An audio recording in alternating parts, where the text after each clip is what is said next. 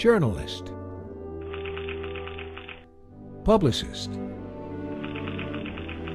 philanthropist. Despite the many roles Ellie Merrill has played over the course of her rich, rewarding life, she's always remained true to herself.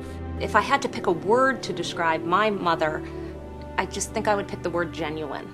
You get what you see. She's just a very, very genuine person. She's seen the world. She's met lots of important people. She's been to the White House, good friends with the Cheneys and all of that. But Ellie is very down to earth and is still kind of that small town girl from Scranton, PA. Our story begins in the 1940s in a blue-collar apartment above a neighborhood bar. Her father ran a little bar. They didn't have a lot of money. It was a wonderful place to grow up. It's a very ethnic community, and at a fairly early age I could swear in quite a few languages, all of which I've forgotten. I would sometimes wish that had stuck with me. Education of a more formal sort, however, would play a pivotal role in Ellie's future.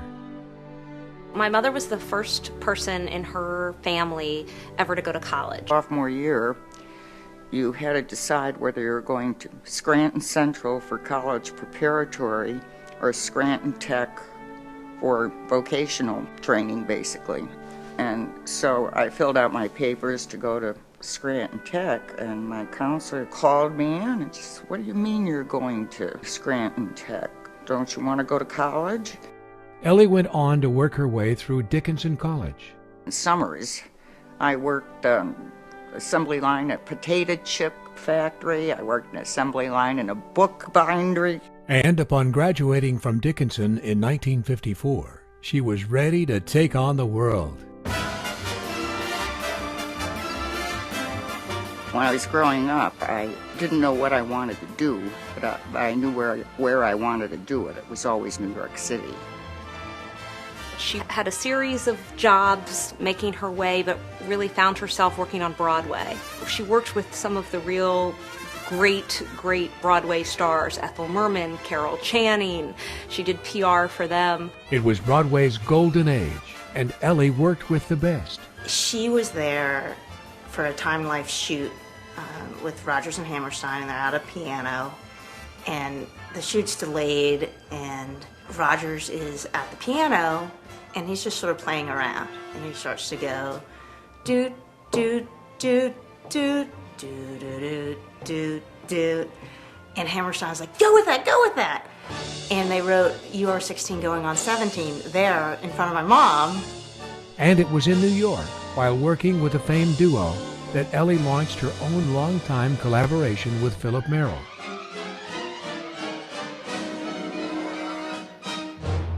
We were both dragged to a cocktail party, and we met, and Phil was talking to me at night about his sailboat, and I was envisioning a yacht, and I went home and told my roommates, as you always did, what went on in the...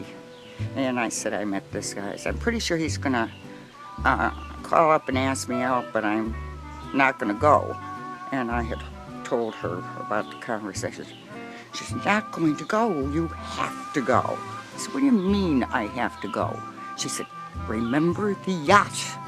Summer is coming. We need the yacht we have to go out on. Well, the yacht turned out to be a 15-foot snipe, which capsized the first time I was on it. Undeterred by the ducking, Ellie and Phil married in 1960. In 1961, Philip Merrill took a job at the State Department, and Ellie said goodbye to Broadway.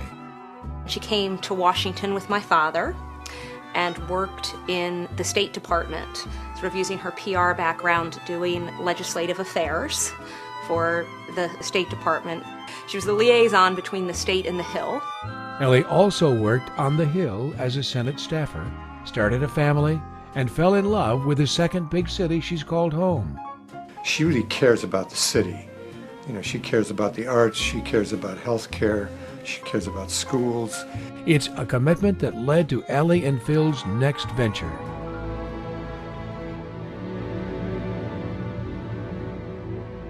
Phil and Ellie, Her use of the magazine to really promote the city in a good and healthy and cultural way. It's a huge part of the community. I mean, she spent a fair amount of time working at the newspapers while my father was working in the government. Ellie did more than just work at the papers, however. She played a crucial role in both building the business and making the Washingtonian what it is today. 3 times Ellie became the publisher. And during those times, she actually took over and ran our family media business. And it did very well under her leadership. Ellie's leadership, however, hasn't been limited to the publishing world. As a team, Ellie and Philip Merrill established a strong tradition of corporate citizenship. Both of my parents really strongly believed in giving back. Ellie has long supported public service and commitment to society. And their commitment over the years has served the Washington region well. They've given tremendous supports to the Chesapeake Bay Foundation and the environment of Maryland. Ellie has also excelled at bringing her passion for theater to the nation's capital. She's involved in the Shakespeare Theater, the Ford's Theater, the Kennedy Center, National Theater. One of the things she did when she was running the newspapers was start a scholarship program for local students. And I think we do 20 scholarships a year so that disadvantaged students have a chance to get a good education. She really sees that as the key to the American dream and living the American dream, which is basically her story. Ellie and her family have been extraordinarily generous to the University of Maryland. Not only have they funded journalism and the Philip Merrill College of Journalism from a very long time. In fact, Ellie was a founding member of the Board of Visitors of the college and has served it extensively. But also, they funded the Presidential Scholars Program at Merrill as well. Just as Ellie's own family lights up when they talk about her. From the day she was born, the hour she was born, I loved her. I've got tears in my eyes.